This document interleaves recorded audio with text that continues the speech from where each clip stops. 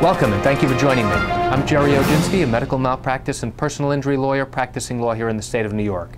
Today's topic is telling a little white lie at deposition or at trial. Why is that important? Well, when you bring a lawsuit, whether it's a medical malpractice case or a personal injury case, your credibility is the focus of the entire case.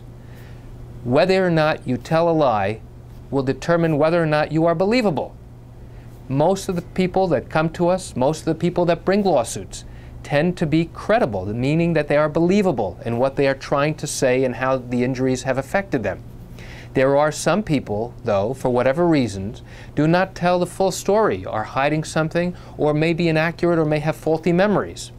But if a witness, specifically someone who is bringing a lawsuit known as a plaintiff, tells a little white lie, that lie can destroy the case. Here's what I mean.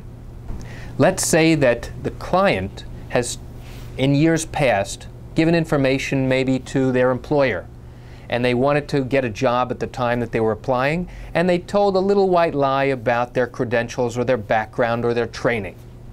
And now, many years later, this individual was in an accident, they're claiming they can no longer work, and as part of the discovery process of exchanging documents, the lawyers for the other side want to see the client's employment records. They want to see what their attendance was like, what their performance was like, and if they are claiming lost wages and lost income, they are entitled to see that information. And lo and behold, it turns out that that information is significant. Why? Because at deposition, the attorney will likely ask the plaintiff, the one bringing the lawsuit, about their background, their training, their education, their credentials. And if that information is not consistent with the information that was submitted years earlier to their employer, they now have caught the plaintiff in that little white lie. What happens then?